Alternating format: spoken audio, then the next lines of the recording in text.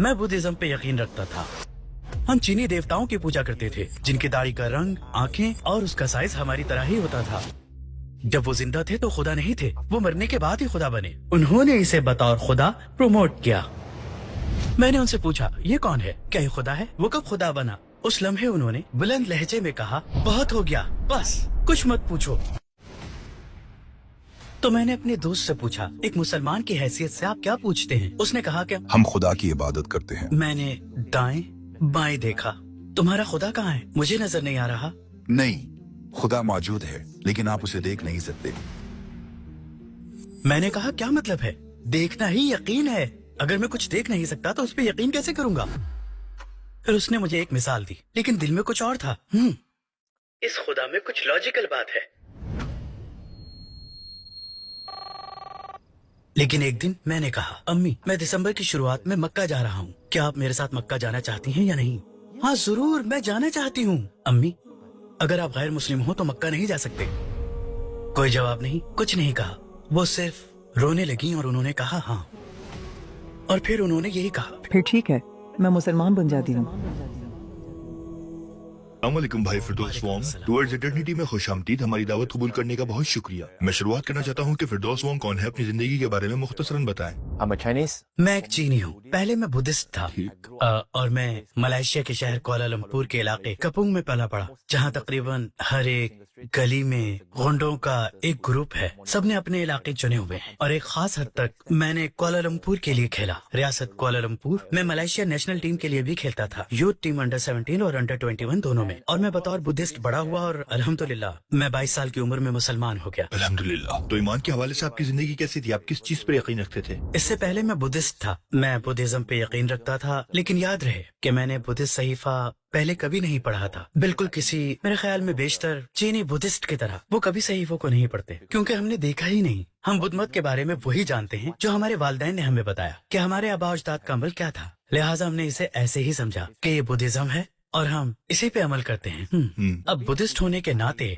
मुझे यकीन था कि खुदा मौजूद है, क्योंकि यही है जो हमें सिखाया गया। लेकिन बात यह है कि बुद्धिज्म के बारे में मेरी मालूमात बहुत सतही थी, इतनी सतही कि ये सब कुछ रस्मों तक महदूद है। ये रस्म और वो रस्म, अच्छे काम करो वगैरह। ओके, लेकिन अच्छे काम करने की क्या तारीफ है? इनफरादी तौर पर मैं खुदा पे यकीन रखता था, लेकिन मुसलमान बनने के बाद मुझे एहसास हुआ बुद्धिज्म में खुदा का कोई तस्वुर नहीं है। वो बुद्धिज्म की भी पैरवी कर रहे हैं, ताओइज्म, कॉन्फ्यूशनिज्म और चीनी लोग दास्तानों का मजहब भी, आबा अजदाद की इबादत वगैरह। तो मैं एक चीनी, एक बुद्धिस्ट की हैसियत से मानता हूँ कि एक सुप्रीम खुदा मौजूद है, लेकिन सबसे बड़ा खुदा वही है जिसे हम कहते हैं जेड एम्परर और फिर कुछ दूसरे छोटे मोटे देवता हैं। ठीक है, ये वो चीजें हैं जो हमेशा चीनी फिल्मों और ड्रामों में भी दिखाई जाती हैं। तो शायद वेस्ट के लोगों ने एक फिल्म देखी हो जिसका नाम है जर्नी टू द वेस्ट, जिसमें एक मंकी गॉड है, राइट? एक मंकी गॉड। तो ऐसे देवता हैं, हम चाइनीज उसकी भी पूजा करते हैं। तो उन्होंने देवता बना रखे हैं जो इंसानों की तरह एक दूसरे से प्यार करते हैं, शादी करते हैं, बच्चे होते हैं। वो क्या बात थी जिस वजह से आपने अपने अकायद पर सवाल उठाया? वो बात जिसकी वजह से मैंने अपने अकीदे पर सवाल उठाया, तब मैं 11 साल का था। लेकिन मैं पहले बता दूं कि मैं बहुत जिद्दी था और सवाल बहुत करता था। क्या हुआ कि मेरे दादा का इंतकाल हो गया। जब उनका इंतकाल हुआ तो बतौर रिवायती चाइनीज फैमिली एक रस्म होती है। इस खास रस्म में एक पुजारी को नारे लगाने के लिए बुलाया जाता है, लेकिन ऐसी जबान में जो मुझे समझ नहीं आती। तो मैंने अपने अंकल आंटी से सवाल पूछना शुरू किए, वो ये सब कुछ क्यों कर रहे हैं? तो वो कहते हैं, वेल, ये बुनियादी तौर पर आपके दादा को जन्नत में भेजने के लिए है। मैंने कहा, ये अच्छा है, लेकिन साथ ही क्या हुआ, हमारी एक एक्टिविटी है जहां हम प्रेयर पेपर को फोल्ड करते हैं और जबकि इसके साथ हेल बैंक के नोट होते हैं। जैसे अगर मैं जाना चाहूँ तुर्की या फिर मैं जाना चाहूँ यूएस, तो मुझे मलेशियन रिंगिट को अमेरिकी डॉलर में तब्दील करना पड़ेगा। अब आपके पास हेल बैंक नोट हैं, जहन्नुम में इस्तेमाल होने वाली रकम। तो मैं तजस्सुस करने लगा। मैंने कहा, ये रस्म इन्हें जन्नत भेजने के लिए है। जन्नत में आपके पास मुफ्त में सब कुछ है, तो ये हेल बैंक नोट किसके लिए है? तो उन्होंने कहा, बुनियादी तौर पर ये हेल बैंक नोट आपके दादा के लिए हैं, सिर्फ इस सूरत में कि अगर वो जन्नत न जा सके तो जहन्नुम में इसे इस्तेमाल कर सकें। इस जवाब ने मेरे लिए मजीद उलझन पैदा कर दी। शायद वो उलझन में न थे, मैं उलझन में था। मैं इस उलझन में था क्योंकि एक चीनी की हैसियत से हम कुछ फलसफों के साथ पले बढ़े, जैसे आपको इस दुनिया में अच्छा इंसान बनकर जीना है ताकि आप जन्नत में जाकर लुत्फ उठाएं। लेकिन अगर आप इस दुनिया में बुरे आदमी हैं तो आप जहन्नुम में जाएंगे और आपको सजा दी जाएगी। तो जन्नत में इनाम और जहन्नुम में सजा का ख्याल मेरे जहन में अटक गया था, लेकिन अब ऐसा लगता है जहन्नुम में जाकर भी आप पैसा इस्तेमाल करके लुत्फ उठा सकते हैं। तो मेरा इस दुनिया में अच्छा बनने का क्या फायदा, या फिर बुरा आदमी ना बनने का भी क्या फायदा? मैं उस वक्त तक सवालात करता रहा, यहाँ तक कि उन्होंने करख्त लहजे में कहा, बस बहुत हो गया, कुछ मत पूछो। ठीक है, मैंने पूछना छोड़ दिया, इसलिए नहीं कि मैं जवाब से मुतमईन था, बल्कि इसलिए कि मैं ताबूत का अगला उम्मीदवार नहीं बनना चाहता था। क्योंकि जब उन्होंने अपनी आवाज ऊंची की, मुझे पता चल गया कि वो जवाब देने के लिए तैयार नहीं है। मैं बुद्ध की प्रैक्टिस करता रहा, लेकिन मेरे दिल में एक सवाल था। मैं जितना भी पूछता, मुझे जवाबात ज्यादातर ना मिलते। और इस्लाम की तरफ आपका सफर कैसे शुरू हुआ? ओह हाँ, 11 साल की उम्र में, जब मैं 11 साल का था और 18 साल की उम्र तक मैं अपने हाई स्कूल से फारिग होने के बाद एक आजाद मुफक्किर बन गया जो कि खुदा पे यकीन रखता है। लेकिन उस वक्त मेरे पास खुदा का अपना तस्वुर था। मैंने कोई किताब नहीं पढ़ी और कोई सहीफा भी नहीं, लेकिन मेरे पास खुदा का जो तस्वुर था वो मेरे हिसाब से लॉजिकल था। मैं कहता हूँ मुझे खुदा पे यकीन है, लेकिन वो कोई इंसान या मखलूक नहीं है, ना ही मखलूक खुदा बन सकती है। मैंने खुद को जवाब पेश किया। मैंने कहा क्यों, वजह क्या है? बतौर चीनी, आप जानते हैं हम चीनी देवताओं की पूजा करते हैं जो चीनियों की तरह नजर आते हैं, बिल्कुल हमारी तरह। यहाँ तक कि दाढ़ी का रंग, आंखें और उनका साइज हमारी तरह है। और एक गुफ्तगू जो मेरे मुसलमान बनने से पहले अपने दोस्त के साथ हुई, मैंने उससे पूछा ये कौन है, क्या ये खुदा है? ये कब खुदा बना? वो बुत जिसकी वो पूजा करते हैं। मैंने एहतराम के दायरे में मुनासिब अंदाज में पूछा, तो उसने कहा जब वो जिंदा था तो वो खुदा नहीं था, सिर्फ मरने के बाद ही खुदा बना। तब मैंने कहा ओके, मतलब ये कि जब वो जिंदा था वो नहीं जानता था कि वो खुदा है, तो फिर मरने के बाद वो खुदा बन गया। फिर किसने इसे खुदा बनने के लिए चुना? तो उसने कहा ओह वैसे ये तो यही तरीक़ेकार है। और उसने कहा अब मौरखीन ने इसकी जिंदगी और खिदमत का जायजा लिया है। ठीक है, इस शख्स की सोसाइटी और मुल्क के लिए बहुत सी खिदमत हैं, तो इसी वजह से उन्होंने इसे खुदा बना दिया। लेकिन फिर मैं एक और सवाल पूछता हूँ, अगर ऐसा है तो आप लोग उनकी इबादत क्यों नहीं करते जिन्होंने इसे खुदा बनाया? क्योंकि ऐसा लगता है कि उनके पास किसी को खुदा बनाने की ताकत है। मैं मिसाल के तौर पर कहता हूँ, अगर मैं आपको हायर और फायर कर सकता हूँ अपनी कंपनी के सीईओ के तौर पर, तो कौन ताकतवर हुआ? जाहिर है कि मैं। तो फिर आप लोग उनकी इबादत क्यों नहीं करते? और उसका अंदाज था कि हमने पहले कभी ये सोचा नहीं, लेकिन फर्क नहीं पड़ता। तो मैं एक आजाद मुफक्किर बन गया। 18 से 22 साल की उम्र तक 4 साल मुकम्मल, पूरे 4 साल मैंने अपनी जिंदगी से भरपूर लुत्फ उठाया, एक गैर मुस्लिम की हैसियत से। कैसे लुत्फ उठाया? वेल, आप हैरान होंगे। हर हफ्ते मैं क्लब जाता और पब भी जाता, कम से कम 3 दफा। मेरे वहाँ जाने की वजह ये थी कि अपने दिल के खालीपन को दूर कर सकूं। मगर मुझे वहाँ तकमील नहीं मिली, लेकिन मैं जितना ज्यादा जाता मुझे उस मखसूस दिन ही सुकून मिलता, लेकिन अगले दिन फिर वो ये खालीपन। अब हर बार जब मैं जाता वो खालीपन इतना ही बढ़ता, लेकिन मुझे एहसास ना था कि पैमाना बड़ा हो गया है, मतलब खालीपन की जगह और बड़ी हो गई है, और उसको भरने के लिए जो पानी मुयस्सर था अब वो काफी न था, तो खालीपन ज्यादा होता गया। लिहाजा मैंने सिर्फ अच्छा इंसान बनने की कोशिश की। उस वक्त तक जब मैं 22 साल का था तो मुझे एक चोट लगी। फिर मैं मगरबी मलेशिया चला गया। मैं तन्हा था और मेरी जिंदगी वहाँ बहुत तन्हा थी, और यही वो जगह थी जहाँ मुझे सोचने का मौका मिला अपनी जिंदगी के बारे में। मैंने खुद पर सवाल उठाए कि दरअसल मेरी जिंदगी का मकसद क्या है और मुझे आखिर क्या करना चाहिए। क्या मेरी जिंदगी यही है कि बस काम करना, सोना, खाना, लुत्फ उठाना, शादी करना, बच्चे होना और बूढ़े होके मर जाना? फिर मुझ में और जंगल के बंदर में क्या फर्क हुआ? कोई फर्क नहीं।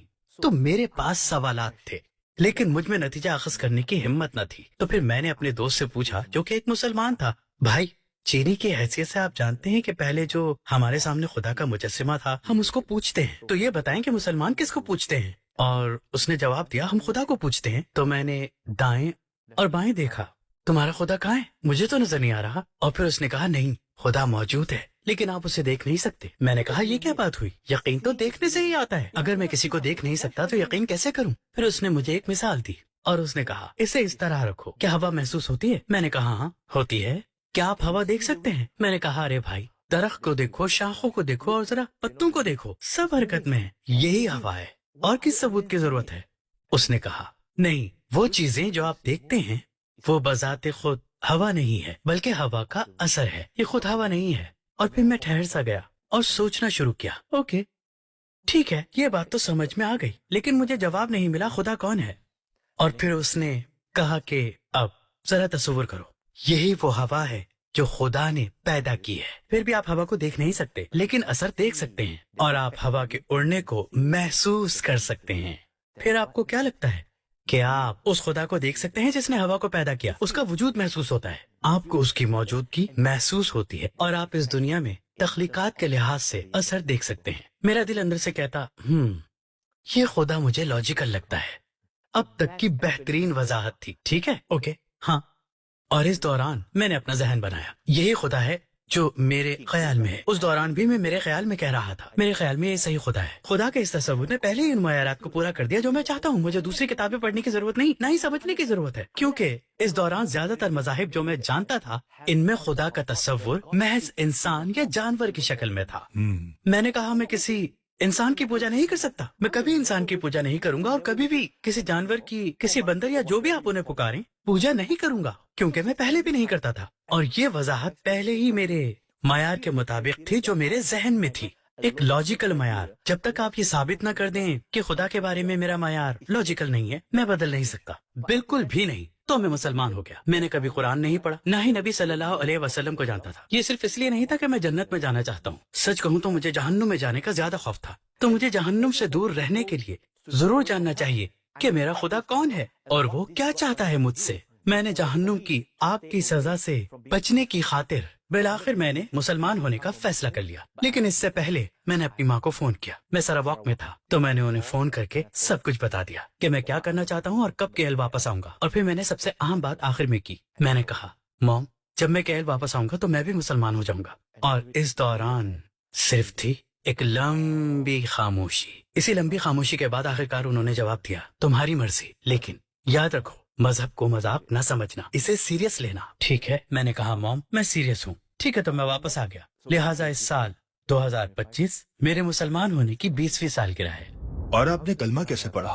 मैंने बस कलमा शहादत पढ़ा। अशहदु अल्ला इलाहा इल्लल्लाह व अशहदु अन्ना मुहम्मद रसूलुल्लाह। मैं कलमा पढ़ लेता हूँ। कुछ लोग शायद ये मुझसे पूछें, क्या आपको लगा जैसे कोई बोझ उतर गया हो? मुझे कुछ महसूस नहीं हुआ, बस यही हुआ कि ओह हो गया, बस यही था। यही था। ओके, जिस दिन मैंने कलमा पढ़ा उस दिन से मैंने हर उस हराम काम को बिल्कुल छोड़ दिया जो इस्लाम में मना किया गया है। तो मेरे लिए ज्यादा मुश्किल नहीं था। इस्लाम में इन तमाम चीजों से दूर रहने का कहा गया है। और हाँ, 2005 में मैंने नमाज पढ़ी, रोजे रखे, ज़कात और खैरात दी, और मैं यही कुछ जानता था। यहाँ तक कि जब लोग बात करते थे, जब वो नबी पाक पे दुरूद भेजते थे सल्लल्लाहु अलैहि वसल्लम, समझ नहीं आती थी कि वो क्या कहते थे। मुझे यूँ लगता था जैसे वो बुड़बुड़ा रहे हों यानी मुझे समझ नहीं आती थी।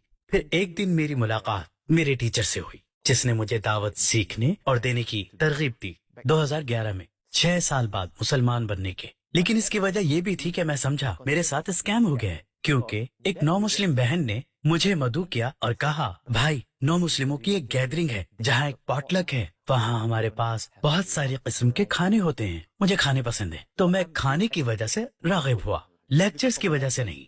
तो मैं वहाँ गया, मैं पॉट से खाना निकालने ही वाला था कि उसने कहा नहीं नहीं नहीं नहीं नहीं, खाना बाद में, पहले लेक्चर।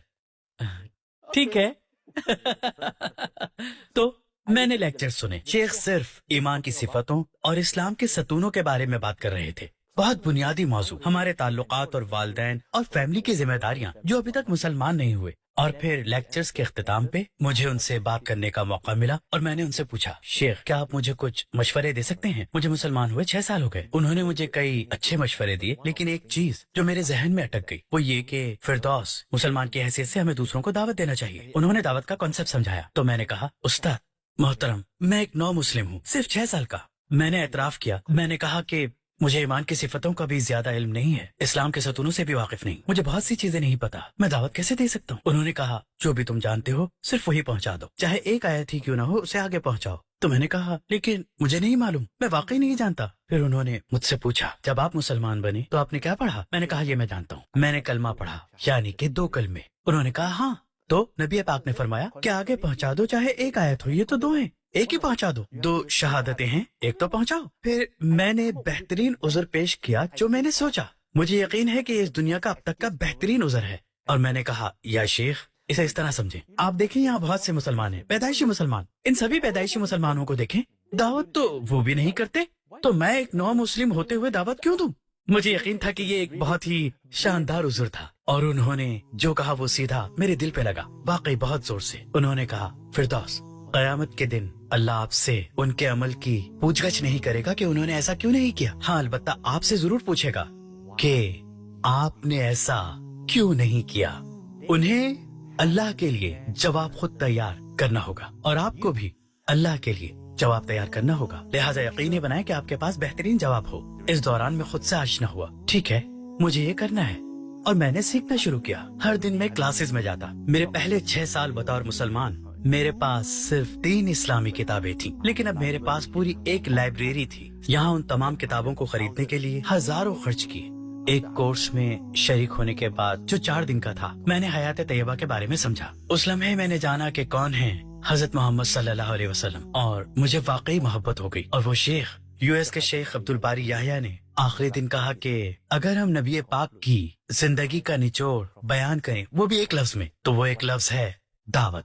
नबी पाक ने अपनी जिंदगी इस्लाम की खातिर बसर की, तो आप अगर उनसे मोहब्बत का दावा करते हैं तो आपको भी यही करना चाहिए। क्योंकि मैं नबी पाक से प्यार करता हूँ और मैं नबी पाक को जानता हूँ। मेरी मुश्किलात कुछ भी नहीं उन हालात के सामने जिनका मुकाबला नबी पाक ने फरमाया। इसीलिए मुझे नबी पाक से इंस्पिरेशन मिली, मुझे हौसला मिला, मुझे चलते रहने की वजह मिल गई। अगर नबी पाक ने उन तमाम चैलेंजेस के बावजूद कोशिश जारी रखी, और हम जानते हैं हतमी मकसद इस दुनिया के बारे में नहीं था, ये दुनिया तो आखिरत को बेहतर बनाने का एक जरिया है, तो नबी पाक मेरी इंस्पिरेशन है, मेरी मोटिवेशन है। अल्लाह के फजल से आप बहुत से लोगों के ईमान का जरिया बने। अल्हम्दुलिल्लाह। भाई में से कौन आपके लिए सबसे ज्यादा नाकाबिले फरामोश था? जब मैंने अपनी मॉम, अपने वालिदैन, अपनी फैमिली को खुलकर दावत दी, कोई खुफिया दावत नहीं, बस बहुत खुल्लम खुल्ला। इसकी शुरुआत उनके मुसलमान बनने से कई साल पहले हुई, क्योंकि मैं उनकी भलाई चाहता था। मैं उन्हें मस्जिद लाया जहां मैंने बात की, मैं उन्हें लाया ताकि वो मुसलमानों को देखें, उनसे घुल मिल सकें। जब मैं हांगकांग गया, अपनी वालदा को साथ ले गया ताकि वो हांगकांग के चीनी लोगों से मिलें, कैंटोनीज बोलने वाले जो उनकी जबान से मिलती है। और फिर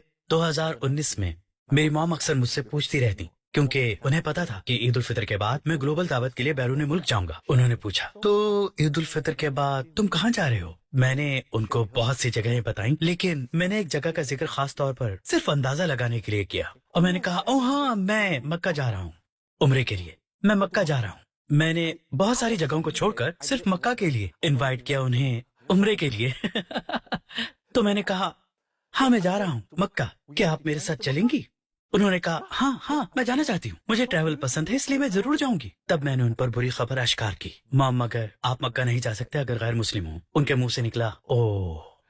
तो मैंने अपनी मॉम से कहा, आपको पता है मैं बहुत खुश हूँ कि इस दुनिया में आप मेरी माँ हैं। तो उन्होंने कहा, हाँ मैं भी, और मैं जानता था मेरी माँ नरम दिल है। तो ये जज्बाती दावत थी। मैंने कहा, मॉम अगर आप जन्नत में भी मेरी माँ होंगी तो और भी अच्छा होगा। वो रोने लगी। उन्होंने कहा कि हाँ मैं भी यही चाहती हूँ, लेकिन मुझे सच बताना पड़ा। लेकिन मॉम आप जन्नत में मेरी माँ नहीं बन सकती अगर आप गैर मुस्लिम हैं। मुश्किल अल्फाज थे, लेकिन मुझे बताना था। और वो बिल्कुल खामोश हो गई, कोई जवाब, कुछ नहीं।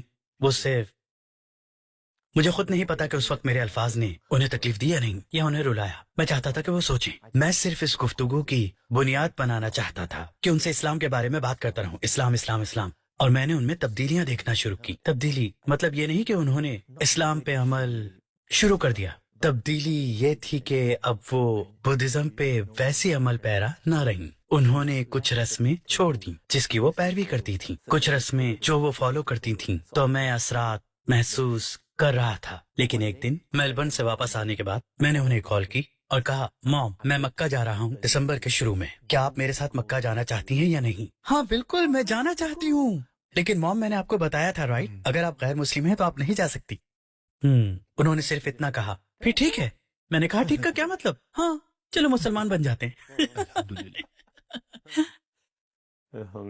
फिर मैंने उनसे पूछा, कब? क्या आज ही? उन्होंने कहा, नहीं भाई मुझे तैयारी करनी है। फिर मैं उन्हें जुम्मा 24 अक्टूबर 2019 को साथ ले आया। जैसा कि मैं कहता हूँ, मैंने सैकड़ों या शायद हजारों कलमे पढ़ाए हैं। मैं जानता हूँ कि शहादत के बाद क्या कहना है, लेकिन जब मैंने अपनी ही माँ की शहादत ली, मैं कुछ सुन सा हो गया, जब तक कि मेरे स्टाफ ने मुझे सिग्नल ना दे दिया। फिर मैंने उन्हें गले लगाया, और जब मैंने उन्हें गले लगाया तो मेरा ज़ब्त टूट गया और मैं रो पड़ा, क्योंकि ये वो औरत थी जिसने मुझे जन्म दिया, बड़ा किया, और यहाँ तक कि वो मेरे साथ मुसलमान हो गई है। और उसी दिन मेरे एक दोस्त रिश्तेदार ने, जो पहले ही मुसलमान हो गया था, मेरी माँ को कॉल करके पूछा, आंटी आप क्यों मुसलमान हुई? तब मेरी माँ ने कहा, एक तो मैंने अपने बेटे में तब्दीलियां देखी, मुझ में वो बहुत ज्यादा साबिर और बहुत ज्यादा जिम्मेदार बन गया है। मैंने अपनी बहू और पोते पोतियों को देखा, सब बहुत एहतराम करते हैं। तो वहीं से, और ये भी कि मुझे यकीन है कि ये सच है, मुसलमान बनने के बाद जो सबसे पहली बात उन्होंने मुझसे पूछी वो ये थी, कितनी बार नमाज पढ़नी है, कैसे पढ़नी है, ये किस तरह करना है। कुछ दिन पहले तक वो बुद्ध मत की प्रैक्टिस करती थी, लेकिन शहादत के बाद उन्होंने सब हराम छोड़ दिया, उन्होंने वो तालीमात छोड़ दी और फौरन मुझसे पूछा कि कैसे। मुझे यकीन हो गया उन्हें देखकर कि ये रवैया मुझे इन्हीं से मिला है। और हैरत अंगेज तौर पर वो जो घुटनों के दर्द में मुब्तला थी, लेकिन जब हम मक्का पहुंचे उम्रे के लिए, तवाफ और सही के लिए, यहाँ तक कि हम जैसे नौजवानों को तकलीफ महसूस हुई, लेकिन उन्हें तवाफ करने में कोई मसला नहीं हुआ, सही करने में भी। और 2 माह की नौ मुस्लिम होने के नाते उन्होंने मेरी बीवी और बच्चों को भी साथ लिया, उन्हें फजर के लिए जगाती और मस्जिदुल हराम लेके जाती। ये मेरे लिए ऐसा था कि बस अल्लाह का बहुत करम है। हाँ, सुभान अल्लाह। ये बताइए निर्वाणा टर्म का क्या मतलब है? निर्वाणा मरने के बाद एक ऐसी जगह को कहते हैं जहाँ एक बुद्धिस्ट को मरने के बाद सुकून मिलेगा। मौजूदा दुनिया वो है जिसे वो संसारा कहते हैं। संसारा वही है जिसे हम सर्कल और साइकिल ऑफ सफरिंग भी कहते हैं। लिहाजा इस संसारा से निकलने के लिए आपको बुद्धिज्म पे अमल करना होगा। इसे 4 अजीम सच्चाइयाँ कहते हैं। इन 4 अजीम सच्चाइयों में बुद्धा ने खुद को तलाश किया। उन्हें क्या मिला? उन्हें पता चला कि इस दुनिया में दुखा है। दुखा का मतलब है कि इस दुनिया में तकलीफ है। अब इस तकलीफ की वजह क्या है? फिर आप दूसरी अजीम सच्चाई पर जाते हैं जो ख्वाहिश से माखूज है, वो चीज रखने की ख्वाहिश जो आप नहीं हासिल कर सके। लिहाजा खत्म करने के लिए दुखा जो कि तकलीफ है, आपको ख्वाहिश को खत्म करना होगा। ख्वाहिश को कैसे खत्म करें? 4, आपको हुश्त पहलू रास्ता फॉलो करना होगा। हुश्त पहलू रास्ते का एक हिस्सा सही नजर, सही सोच, सही कलाम, सही ज़हनियत, सही अमल है। अब जब हम इस हुश्त पहलू रास्ते पर गौर करते हैं, जाती तौर पर जब मैं इस पर गौर करता हूँ कदर के हिसाब से, तो इस्लाम में जो कुछ है ये उससे बिल्कुल मिलता जुलता है। मिसाल के तौर पर सही नजर, सही सोच, सही अमल। अब सही कलाम वो है जो नबी सल्लल्लाहु अलैहि वसल्लम ने फरमाया कि वो लोग जो अल्लाह पर यकीन रखते हैं और आखिरत पे अच्छी बात करें या खामोश रहें, तो सही कलाम, सही अमाल। अब अगर आपकी नीयत अच्छी है, इन्नमल अमालु बिन्नियात, अगर आपकी नीयत नेक है, इसकी पैरवी भी सही अमाल के साथ होनी चाहिए। लिहाजा जब हुश्त पहलू रास्ते पर नजर डालें, बुनियादी तौर पर मैं इसे काफी इस्लामी भी कहूँगा, लेकिन इसके अलावा उनके पास कुछ है जिसे कहते हैं 5 उसूल, और ये कम से कम पैमाना है जिस पर हर बुद्धिस्ट को अमल करना चाहिए। 5 अहकामात: किसी को ना मारें, झूठ ना बोलें, जिना ना करें, शराब ना पिएं, और जुआ ना खेलें। जब हम इस पे गौर करते हैं, क्या ये बिल्कुल हमारे मकासद शरीयत से मुमासिल नहीं लगता है, जो कि जिंदगी की, दौलत की, अपने जहन और अक्ल की हिफाजत के लिए, अपनी अगली नस्ल की हिफाजत के लिए ये सब है। तो बुनियादी तौर पर बुद्धिज्म खुद भी जिस इक़्तिदार की बुनियाद पर कायम है, वो इस्लामी तालीमात के बहुत बहुत करीब है। आपको क्यों लगता है कि हम जिस जवाब की तलाश कर रहे हैं वो दोबारा जन्म लेना नहीं बल्कि आखिरत पे यकीन है? उनका कहना है कि दूसरा जन्म एक ऐसा तस्वुर है जहां अगर आप इस दुनिया में अच्छे कर्मा जमा करते हैं, उनके पास संसारा है, संसारा याद करें, साइकिल, सर्कल ऑफ सफरिंग, ये दूसरा जन्म है जहां मसलन अब हम इंसान के हुलिये में हैं और फिर जानवरों के रूप में आ जाते हैं। आपको गोश्त का रूप मिलता है, फिर आपको देवी का रूप मिलता है, फिर आपके पास निर्वाणा है, आप इस सर्कल से बाहर हो, राइट? फिर देवी है, अब आप बुलंद हैं, फिर बुद्धा आता है। बुद्धा वो शख्स है जिसने हिकमत के नूर को पा लिया। फिर आपके पास बुद्धि सत्वा है। कुछ बुद्धिस्ट स्कॉलर दोबारा जन्म लेने को ये समझते हैं जैसे कोई रूह के बगैर दोबारा पैदा हो, क्योंकि उनके मुताबिक इंसान की रूह नहीं है, कोई खुदा और कोई रूह नहीं है। जब मैंने बहुत से बुद्धिस्ट को ये बताया तो वो हैरान रह गए, यहाँ तक कि मेरे वालिद भी। मैंने कुछ बुद्धिस्ट स्कॉलर्स को दावत दी कि वो मुझसे आकर बात करें। मैंने कुछ सवाल पूछे, तब मैंने अपने वालिद से कहा, डैड, जानते हैं बुद्ध मत में कोई खुदा नहीं है? उन्होंने कहा, नहीं, हम बुद्धिस्ट खुदा पे यकीन रखते हैं, बुद्धा खुदा है। मैंने कहा, ठीक है, आप मुझ पे यकीन ना करें, आप अपने दोस्त से क्यों नहीं समझते जो स्कॉलर है, आइए एक कप साथ पीते हैं। फिर हमने इस मुलाकात का बंदोबस्त किया और मैंने पूछा, मेरे वालिद कहते हैं कि वो खुदा पे यकीन रखते हैं और ये कि बुद्धा खुदा है, आप क्या कहेंगे बुद्धिस्ट स्कॉलर की हैसियत से? उसने कहा, नहीं, बुद्धिज्म में हम खुदा पे यकीन नहीं रखते, खुदा के तस्वुर पे बात नहीं करते। मैंने अपने वालिद की तरफ देखा और कहा, देखा, मैंने कहा था ना। और अंकल, मैं आपसे एक और सवाल पूछना चाहता हूँ, बुद्धिज्म में क्या आप रूह पे यकीन रखते हैं? और उसने कहा, नहीं, बुद्धिज्म में हम रूह पे यकीन नहीं रखते। तो मैंने अपने वालिद की तरफ फिर से देखा, मैंने कहा था ना, कुछ बुद्धिस्ट स्कॉलर जैसे मेरे वालिद के दोस्त कहते हैं, नहीं, बिल्कुल नहीं, दूसरा जन्म एक चिंगारी की तरह है, उनके मुताबिक। लेकिन दूसरे लोगों, दूसरे ग्रुप्स के लिए वो कहेंगे दूसरा जन्म वो जगह है जहाँ आपकी रूह मुंतकिल होती है। जब आप दोबारा जन्म लेने या पुनर्जन्म के पूरे तस्वुर को देखें, मतलब ये कि इस दुनिया में आपको अच्छे कर्मा जमा करने होंगे ताकि आपको अगले जन्म में बेहतर जिंदगी मिले, जब तक कि आप संसारा से बाहर ना हो जाएं। अब मसला क्या है? मैंने ये सवाल एक बुद्धिस्ट स्कॉलर से पूछा कि वो इंतकाल कर गया है, अगर उसके कर्मा इस दुनिया में खराब हैं तो मरने के बाद वो जानवर के रूप में पैदा हो सकते हैं, शायद कोई चूहा, टाइगर या कुछ भी। मैं ये जानना चाहता हूँ, अगर कोई शख्स जानवरों की दुनिया में पैदा हो तो वो अच्छा कर्मा कैसे जमा कर सकता है ताकि इस जानवरों की दुनिया से निकलकर बेहतर दुनिया में दोबारा जन्म ले सके? एक चूहा कैसे पनीर चोरी करना छोड़ दे? शेर, टाइगर या फिर दूसरे शिकारी खुराक की खातिर जानवरों का शिकार करना कैसे छोड़ दें? उसने मुझे जवाब दिया, ओ अच्छा, बुनियादी तौर पर 5 उसूल जानवरों वाले रूप पर लागू नहीं होते। उसके पास जवाब था, लेकिन मैंने कहा ठीक है, ये इसका जवाब है, लेकिन क्या आप बता सकते हैं कि बुद्धिज्म की कौन सी किताब ऐसा कहती है?